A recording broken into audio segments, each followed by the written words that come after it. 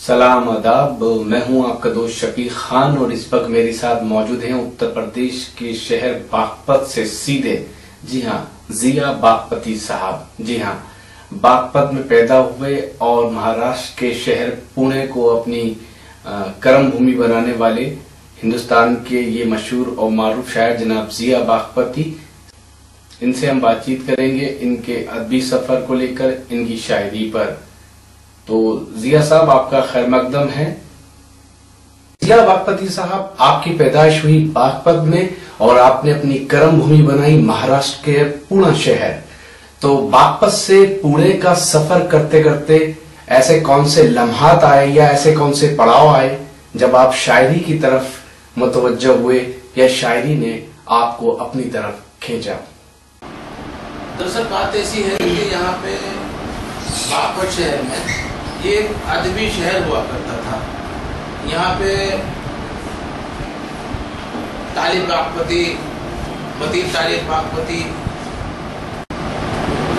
जकी तारिक साहब और मजनू साहब यहाँ के मारूफ शख्सियात हुआ करती थी, अदबी शख्सियात। तो यहाँ पे मुशायरे भी होते रहे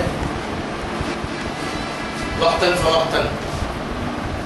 उन मुशायरों में दिलचस्पी बढ़ने के बाद मुझे लगा कि शायरी हम भी कर सकते हैं। तो मास्टर मतीन तारिक साहब यहाँ की मारूफ शख्सियत, जिनकी 93 किताबें मंजर आम पे आई, उन्होंने बतौर ट्यूशन उर्दू पढ़ाया करते थे, घर पे आया करते थे। बहुत दीनदार और नेक थे वो आप ट्यूशन लेते थे उनसे? जी, ट्यूशन लेते। किस तरह का ट्यूशन लेते थे? उर्दू का ट्यूशन लेते। अच्छा, उर्दू का ट्यूशन लेते। तो जब क्या उम्र हुई होगी आपकी उस वक्त? उम्र रहेगी 6-7 साल। अच्छा जी, ये तो बहुत कम उम्र वाली बात हो गई। तो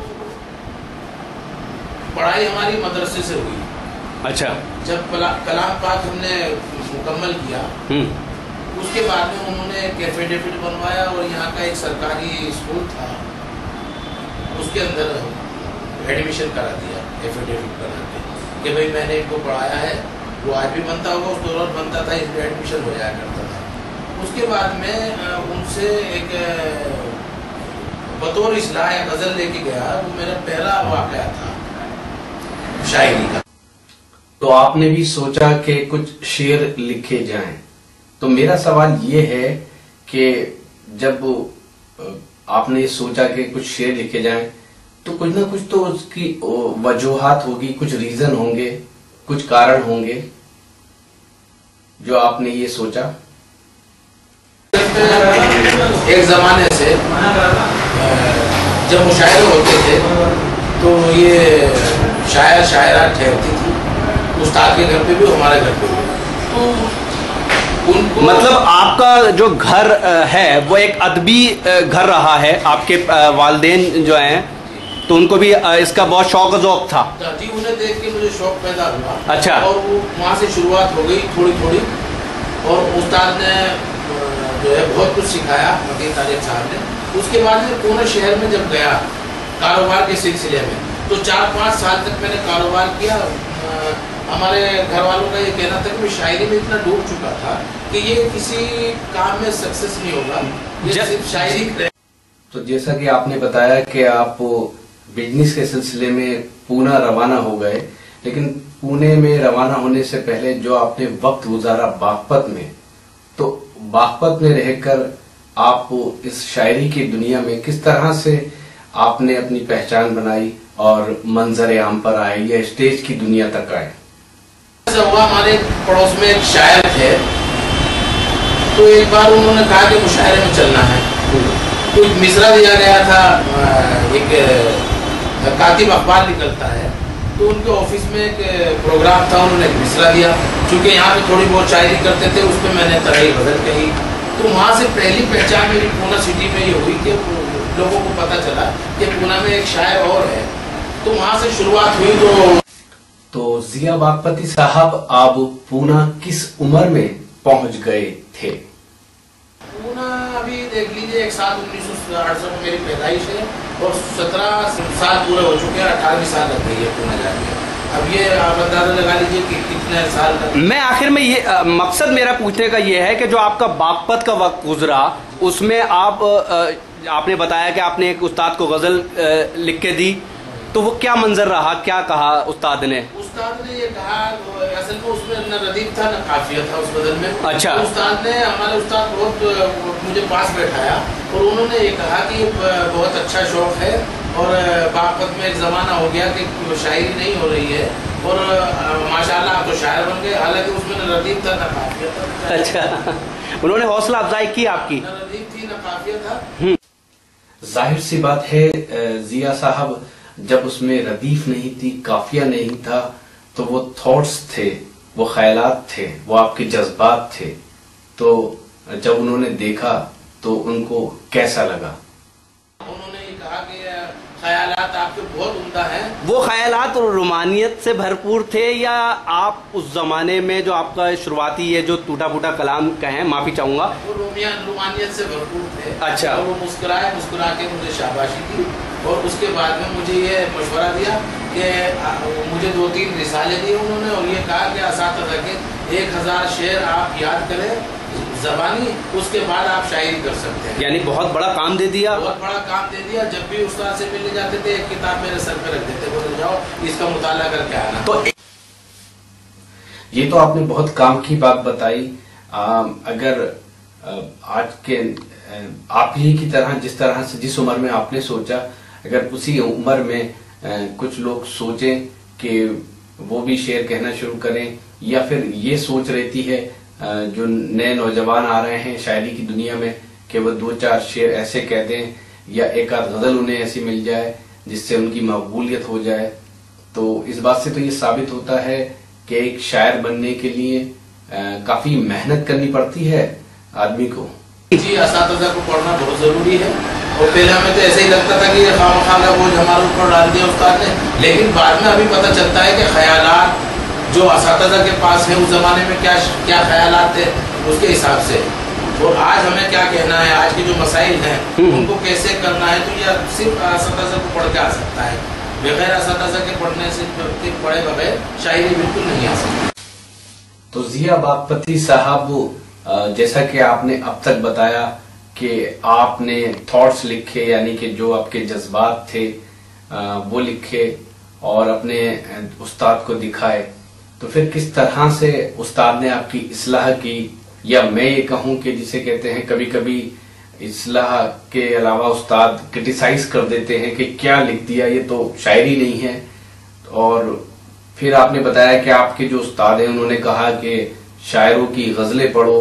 बहरहाल ये सिलसिला आगे बढ़ा, तो वो कौन सा दिन आया जब आपने कोई शेर कह दिया या कोई गजल कह दी जिसे सुनकर उस्ताद ने कहा, आपके उस्ताद ने कहा कि चलिए अब यहाँ से आपका सफर, जो शायरी का सफर है, यानी इब्तिदाई सफर जो है आपका, वो शुरू होता है? उस्ताद को मैंने शुरुआत में मेरे ख्याल में 4 गजलें दिखाई, उसके बाद में मैं यहाँ से गाजियाबाद 40-45 किलोमीटर है, तो वहाँ पे मैं काम के लिए गया था। तो वहाँ पे ज़की तारिक साहब उनके साहबजादे रहते थे, तो उन्होंने भी काफ़ी जो है अदब के हवाले से काफ़ी मेरी मदद की और मुझे आगे बढ़ने में उनका बहुत बड़ा रोल है ज़की तारिक साहब का। उन्होंने पहला ऑल इंडिया मुशायरा मुझे गाजियाबाद का करवाया, जिसमें डॉक्टर बशीर बदर, रफ़त सरोज साहब और आपका वसीम बरेलवी साहब और मेरे ख्याल में कुमार बारन उनकी भी थे उसमें। तो अल्हम्दुलिल्लाह बहुत छोटी उम्र से बहुत अच्छा मुशायरा पढ़ने का मुझे। आपने जब बताया कि जब आपको ये शौक लगा या सीधे कहूँ ये बीमारी लगी तो 6 साल के थे, जब मुशायरों तक पहुँच गए तो उम्र आपकी शायद और 4-5 साल लगे होंगे आपको पूरी गज़ल कहने में। जी। तो जब आपने बताया कि गाजियाबाद का एक मुशायरा पढ़ा, तो वो गज़ल वही रोमानियत से भरपूर लबो रुखसार की बातें कर रहे थे आप, तो कुछ याद है वो मिसरे या जहन पे कुछ? जब से तुझ पर निखार आया है, मेरे दिल को करार आया है, इससे पहले तो कोई बात न थी, तुझको देखा तो प्यार आया है। تو یہ جو آپ نے تھاٹس لکھے، یہ جو آپ نے جو جذبات بیان کیے غازی آباد کے مشاعرے میں اپنی غزل کے ذریعے، تو واقعی آپ اس وقت ظاہر سی بات ہے ایک نوجوان تھے، بوڑھے تو اب بھی نہیں ہیں تو اس وقت جب آپ ایک نوجوان تھے تو وہ جو رومانیت سے بھرے آپ کے جو جذبات تھے آپ کی غزل میں، تو واقعی آپ محبت کا شکار ہو رہے تھے یا محبت میں کسی کی گرفتار ہو رہے تھے، یا ایک نوجوان کی جو فیلنگ ہوتی ہیں اس کو آپ نے اپنی غزل کے ذریعے بیان کیا تھا؟ دیکھیے، عمر کے حساب سے جیسے جیسے عمر بڑھتی ہے آدمی کی، جس عمر میں وہ قدم رکھتا ہے وہ فیلنگ قدرتی اس کے اندر آتی ہے، اور یہ مجھ میں نہیں، ہر انسان کے اندر وہ فیلنگ آتی ہے۔ یہ کہنا ضروری نہیں کہ صاحب شاعر وہ ہوتا ہے جو دل ٹوٹے، جو یہ کسی چیز کا ہوتا ہے جو کسی چیز کو بہت باریکی سے محسوس کرے تب شاعری نکلتی ہے، یعنی کہ جو احساسات اور جذبات کو محسوس کرنا لگتا ہے۔ ایک عام انسان بھی تو کرتا ہے نا ضیاء صاحب؟ جیسے کوئی اسٹوری سامنے آئی، کوئی ہم نے کتاب یا رسائل کوئی ہم نے پڑھا اور وہ ذہن کے اندر پیوست ہو گیا اور وہ دل و دماغ پر اتنا چھا گیا، تو اس کے بعد میں جو شاعری نکلتی ہے اس کے اندر اس کے جو اثرات ہیں وہ دکھائی دیتے ہیں کہ یہ شاعری کس موضوع پر کہی گئی۔ تو ضیاء باغپتی صاحب، وہ جو آپ نے پہلا مشاعرہ پڑھا غازی آباد میں، وہ جو غزل پڑھی، تو اس وقت کا منظر بیان کیجئے گا، کس نمبر پہ آپ نے پڑھا اور کس طرح کے لوگوں کے تاثرات تھے، یا آپ کی غزل جو لوگ سن رہے تھے ان کا کیا رد عمل تھا، کیا ایکشن تھا؟ اور میں سمجھتا ہوں کہ وہ جو لمحے ہیں وہ آپ زندگی بھر یاد رکھیں گے۔ مجھے پہلی مرتبہ اور پہلی بار سب سے پہلے کھڑا کیا گیا تھا، تو الحمدللہ ترنم سے میں نے غزل پڑھی تھی تو کافی حوصلہ۔ اچھا، پہلے شاعر آپ تھے؟ جی، پہلا شاعر میں تھا پڑھنے والا۔ تو اس وقت تو بہت زیادہ آپ ایک طریقے سے بہت زیادہ جسے کہتے ہیں وہ تو نہیں تھے، ہیرس تو نہیں تھے، پریشان تو نہیں تھے، یا نروس تو نہیں تھے؟ بہت نروس تھا میں۔ اچھا، میرے پیر ہل رہے تھے اس میں، اچھا پڑھتے تھے تو وہ ہوتا ہے سر میں پہلی مرتبہ۔ بہرحال وہاں پر یہ آپ نے خوبصورت غزل کہی، اس کے بعد آپ کو جو وہاں کے جو شعراء تھے اس وقت، جو آج بہت سے نہیں بھی رہے، انہوں نے آپ کو اپریشیٹ کیا، جی بالکل، آپ کی حوصلہ افزائی کی، پھر آپ اپنے گھر آئے جی بالکل، تو آپ نے واقعی اپنے پیرنٹ سے کہا ہوگا جو شاعری کے خلاف تھے شاید؟ ہاں جی جی جی، میں نے کہا ان سے کہ بھائی میں مشاعرہ پڑھ کے آیا ہوں، تو بھائی میرے والد کا کہنا یہ تھا کہ بھائی شاعری کے ساتھ ساتھ کاروبار مضبوط ہونا بہت ضروری ہے، کیونکہ یہ ایسا فن ہے جو آپ کے علاوہ آپ کے بچوں میں ضروری نہیں کہ آپ کے بچوں کو بھی یہ فن آئے۔ اچھا، پھر پونا جانے کے بعد میں نے 6-7 سال کاروبار پہ محنت کی اور کاروبار کھڑا کیا، جب اس میں اللہ نے کامیابی دی، مکان اور وہاں پہ فیکٹری میری لگ گئی، اس کے بعد میں پھر شاعری میں قدم۔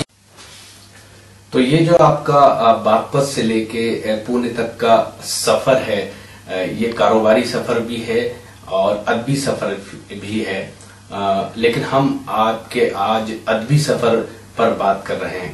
تو جیسا کہ آپ نے بتایا اسٹارٹنگ میں، آپ نے رومانیت سے بھرپور غزل کہی، لیکن آج کے دور میں شاعر جو ہے حالات حاضرہ پر اپنی شاعری کے ذریعے تبصرہ کرتے ہیں، تو کہیں اور لب و رخسار کی باتیں بھی کرتے ہیں۔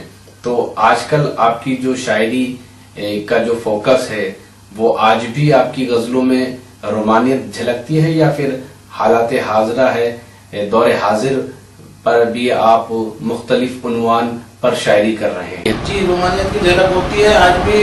ابھی دادا کچھ اشعار کے جی جی، کہ رات کی خاموشیوں میں کوئی ہلچل چاہیے، رات کی خاموشیوں میں کوئی ہلچل چاہیے، میں تو پاگل ہوں مجھے ایک اور پاگل چاہیے، اور پیاسی دھرتی کر رہی ہے جانے کب سے انتظار، جو اسے سیراب کر دے ایسا بادل چاہیے۔ بہت خوب، بہت خوب۔ آپ نے رومانیت کی بات کی ضیاء باغپتی صاحب، میں مشاعرے کی بھی بات کرنا چاہوں گا کہ آپ دیکھ رہے ہوں گے کہ رومانیت میں آپ نے غزلیں کہیں، اور ایک شاعر جو ہوتا ہے اس کی ابتدا جو ہوتی ہے وہ ظاہر سی بات ہے رومانیت سے بھرپور غزلوں سے ہی ہوتی ہے، بعد میں وہ حالات حاضرہ یا مختلف عنوان پر جاتا ہے۔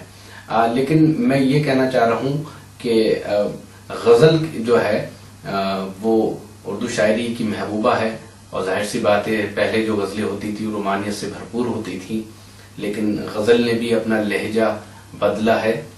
لیکن آج کے مشاعروں کی بات کروں تو رومانیت کے نام پہ کچھ بھدا پن آتا جا رہا ہے.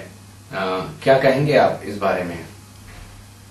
کیا ہے کہ زمانے کے زمانہ جیسے تیزی کے ساتھ بدلا ہے، اور مشاعروں میں جو غیر شاعر غیر ادبی لوگوں کے ہاتھ میں مشاعرے گئے ہیں، تو اس میں وہ لوگ یہ طے نہیں کر پاتے کہ کس کو پڑھوانا چاہیے کس کو نہیں پڑھوانا چاہیے. تو اس میں اچھے شاعروں کے ساتھ میں کچھ ایسے شاعر بھی آ جاتے ہیں جو مطلب جن کو مشاعرہ پڑھنے کا نہیں پتا ہوتا کہ کیا کہنا چاہیے یا اس بات کو کس انداز میں ہمیں کہنا چاہیے. تو باقاعدہ ادب ایسی چیز ہے، ادب ہی جب ہوتا ہے کہ ہر چیز کو بہت خوبصورتی سے کہا جائے، اور شاعری اشارے کنایے کا نام ہے. تو آپ سمجھتے ہیں کہ بات کہی جا سکتی ہے لیکن اس کے اندر جو ہے وہ مطلب ڈھکی چھپی باتیں ہوں. جی ڈھکی چھپی، ضروری نہیں کہ اسے اوپن کہا جائے. یہی ادب ہے. یہی ادب ہے. ضیاء صاحب، آپ نے جو شاعری آج بھی کر رہے ہیں، حالات حاضرہ پر بھی شاعری کر رہے ہیں. آج حالات حاضرہ پہ آپ اچھے خاصے شعر حالات حاضرہ پہ کہتے ہیں. آج حالات حاضرہ پہ کہتے کہتے ایک طریقے سے ایسا لگنے لگا کہ لوگ کسی کو کھلے عام کرٹیسائز کر رہے ہیں. یا میں کہوں، معافی چاہوں گا کہ آپ ہی کے جو برادری کے لوگ ہیں شعراء حضرات، وہ گالیاں دے رہے ہیں، کبھی مودی کے نام پر، کبھی صدام حسین کی شاعری، کبھی بش کے اوپر شاعری ہو رہی. کیا آپ مانتے ہیں کہ شاعری کے ساتھ وہ جو کر رہے ہیں مشاعرے کے اسٹیج پہ یہ ٹھیک ہے؟ نہیں بالکل غلط ہے. یہ ادب کے بالکل خلاف ہے. ہمارے ادب ہمیں نہیں سکھاتا. شاعری وہ اپنے مسائل بہت خوبصورتی کے ساتھ میں کہے جا سکتے ہیں. یہ ضروری نہیں کہ ہم جو ہے غلط الفاظ کا استعمال کریں کسی کے لیے. یہ ہمارا ادب ہمیں نہیں سکھاتا. تو جو لوگ اس طرح کی شاعری کرتے ہیں وہ کہتے ہیں کہ اگر اس شاعری کے ذریعے ہم لوگوں میں اویئرنیس لا رہے ہیں، جاگروکتا لا رہے ہیں، بیداری پیدا کر رہے ہیں، اگر ہم اس میں کسی کا نام لے بھی لیتے ہیں تو اس میں حرج کیا ہے؟ اصل میں ادب کا جو کام ہے جوڑنے کا ہے، وہ توڑنے کا نہیں. ہندوستان میں جس طرح کا ماحول ہے وہاں پہ ملا جلا ماحول ہے، ہندو مسلم سکھ عیسائی. تو اس میں کسی کے دل کو توڑنا، یہ میں سمجھتا ہوں کہ یہ شاعری ایسی شاعری کے میں خلاف ہوں. ایسی شاعری بالکل نہیں ہونی چاہیے. تو ضیاء صاحب، جیسا کہ آپ نے بتایا کہ آپ نے بہت سے شعراء کو پڑھا ہے، تو آپ کی جو شاعری میں کس کی جھلک رہتی ہے، کس شاعر کی جھلک رہتی ہے، یا پھر آپ وہ کون سے شاعر ہیں جن کی زمین میں آپ بھی جو ہے وہ شعر کہہ دیتے ہیں؟ جی، غالب کو پڑھا ہے، میر کو پڑھا ہے، اقبال کو پڑھا ہے. جی. ابھی راحت صاحب کو بھی میں پڑھا. ابھی نے جو ابھی کے جو شخصیات ہیں، ادبی شخصیات. تو آپ کو کیا لگا کہ آپ کی شاعری میں کن شعراء کی جو ہے سوچ و فکر جو ہے وہ زیادہ حاوی ہوئی، خود آپ کی نظر میں اگر بات کریں تو؟ ایسا ہوا کہ ہمارے استاد نے ایک بات یہ بھی بتائی تھی کہ کسی کو شاعر کو آپ پڑھیں تو فوراً شعر مت کہیے. تو اس سے یہ ہوتا ہے کہ وہ چربا ہو جاتا ہے، وہ آپ کے ذہن پہ چھا جاتی ہے وہ بات، اور اس بات کو آپ کہہ دیتے ہیں اپنے طرف سے. لیکن آپ اس کو گیپ دے کے شاعری کرو. جس وقت آپ اس کو پڑھ لیں تو اس کو گیپ دے کے شاعری کرنی چاہیے. ہم نے جو پڑھا ہے تو ہمارے ذہن و دماغ پہ وہ حاوی رہتا ہے، تو اس کو ہفتہ 10 دن کا گیپ دے کے شاعری کرنی چاہیے. تو کون سے آئیڈیل شاعر ہیں آپ کے؟ ابھی مشاعروں کے جو شاعر ہیں آئیڈیل شاعر، ان کو نہیں، میں مشاعروں کی بات نہیں کر رہا، میں اوور آل بات کر رہا ہوں. ایک جنرل سوال ہے آپ سے. غالب، اقبال. اچھا اچھا. میر کو بھی میں بہت پسند کرتا ہوں، لیکن زیادہ تر میں ان کو غالب کو اور اقبال کو ہی پسند. غالب اور اقبال تو دونوں کی سوچ و فکر بہت جدا ہے، لیکن پھر بھی آپ ان کو پسند کرتے ہیں. الگ الگ ہونی چاہیے، موقع محل کے حساب سے شاعری کرنی چاہیے. شاعری ایک ہی طرف جانے کا نام نہیں ہے، ہر موضوع پہ شاعری کرنی چاہیے، الگ الگ طریقے سے شاعری کرنی چاہیے. کچھ لوگ ایسے ہیں، میں نام نہیں لے رہا، کچھ لوگ ایسے ہیں جو علامہ اقبال کی شاعری کو جو ادبی شاعری کہتے ہیں اس سے خارج کرتے ہیں. کیا آپ تو ان کے شیدائی رہے ہیں، تو آپ مانتے ہیں اس بات کو؟ انقلابی شاعر ہے اور انہوں نے ہر بات کو بڑی خوبی سے، آپ ان کی شاعری دیکھیے گا، انہوں نے پوری عمر تبلیغ کی ہے دین کی شاعری ہے اور قوم کو جگانے کی کوشش کی ہے۔ ضیاء باغپتی صاحب، آپ کے لیے شاعری کی کیا اہمیت ہے، کیا امپورٹنس ہے؟ دل کا سکون ہے، آنکھوں کا سرور ہے، یا انٹرٹینمنٹ ہے، یا اپنے جذبات کہنے کا ایک ذریعہ ہے؟ جی، سکون ہے، اور یہ مسلسل میرے خیال میں 30 برس ہو گئے، اور وہ مجھے بہت سکون ملتا ہے، اور جس وقت میں شعر کہتا ہوں مجھے بہت خوشی ہوتی ہے کہ میں نے کچھ لکھا ہے اور وہ لوگوں کو پسند آیا۔ تو ضیاء باغپتی صاحب، ایسے بہت سے لوگ ہوں گے جو آپ کی گفتگو سن رہے ہوں گے اور ان کے دل میں بھی کسک ہوگی کہ وہ شاعری کی دنیا میں آئیں، یا وہ کچھ کہتے ہوں گے تو ان کو ایک پلیٹ فارم نہیں ملتا، مشاعروں کے اسٹیج تک وہ نہیں پہنچ پاتے، یا پھر ان کے دماغ میں یہ چل رہا ہوتا تو کسی طرح سے مشاعرے کے اسٹیج تک وہ پہنچے اور کچھ شعر کہہ کر یا ایک آدھ غزل کہہ کر وہ لائم لائٹ میں آ جائیں گے۔ تو کیا کہیں گے آپ ان؟ نہیں، جو مجھے میرے استاد نے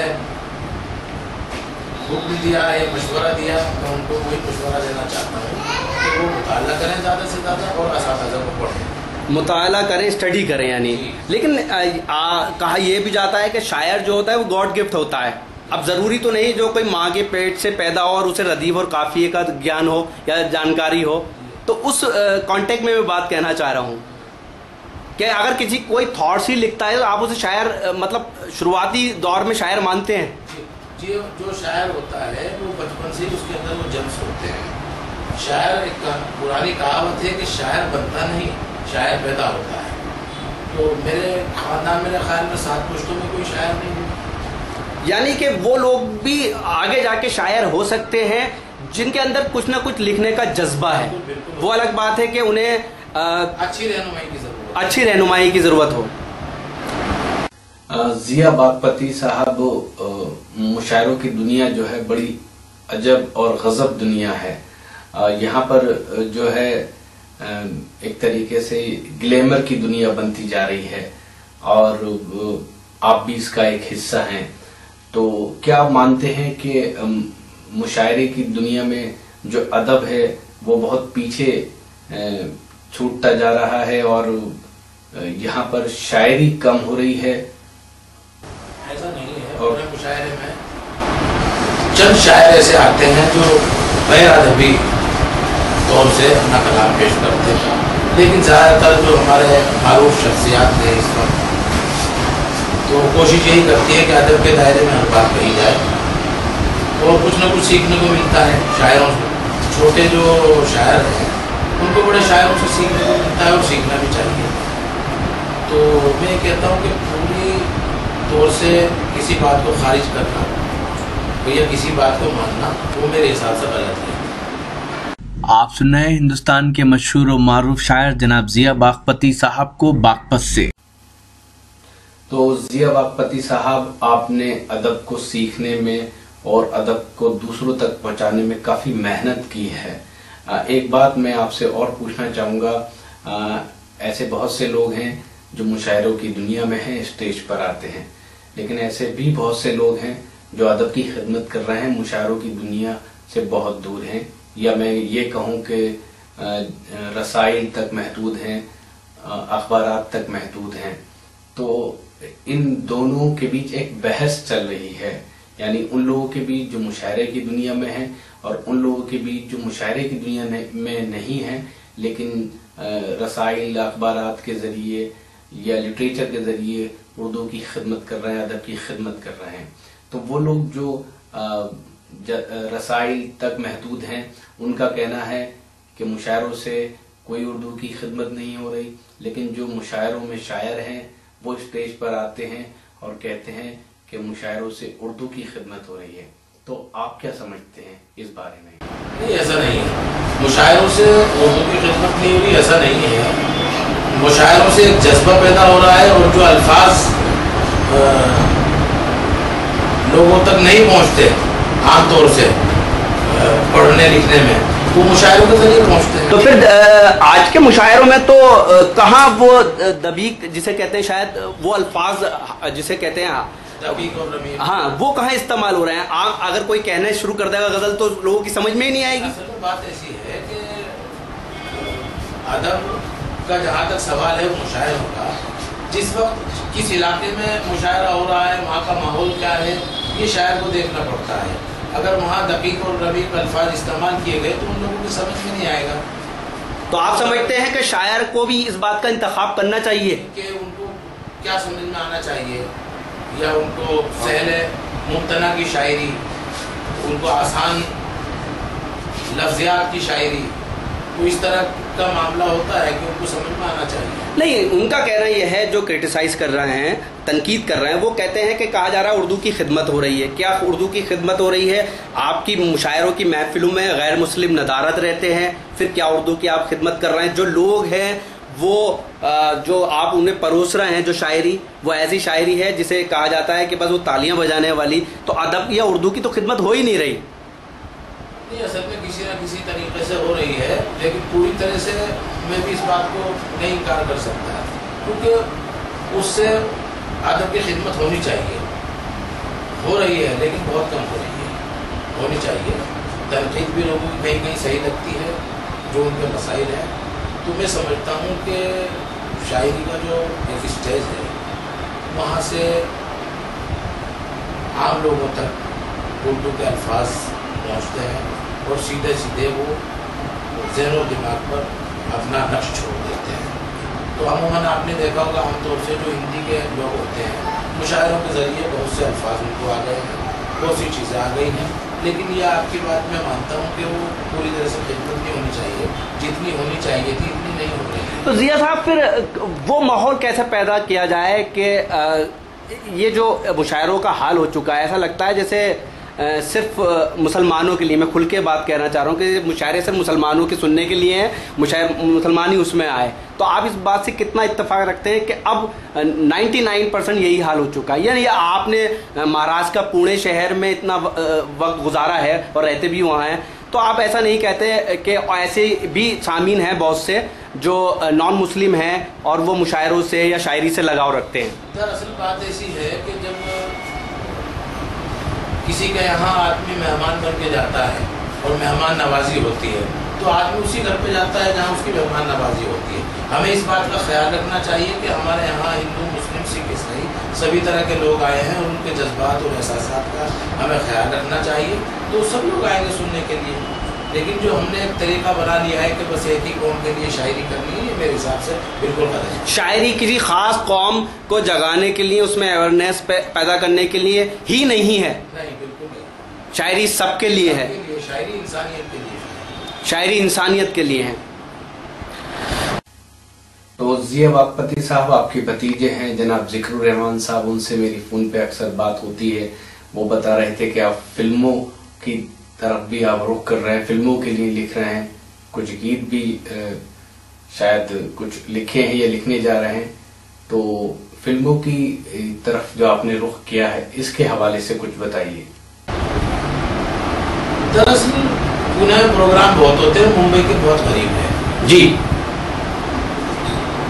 तो हमारे कुछ दोस्त जो है वो ड्रामे वगैरह में काम करते हैं पुणे में जी, और जो अच्छे शायर भी हैं, इसामुद्दीन शोला है, वहाँ पे बहुत अच्छे। अच्छा, वो रोल प्ले करते हैं या उसके स्क्रिप्ट लिखते हैं? स्क्रिप्ट भी लिखते हैं, रोल प्ले भी करते हैं। तो वहाँ का जो माहौल है ये मिला जुला माहौल है। तो क्या हुआ जो आपका बॉलीवुड की तरफ रुझान हो रहा है?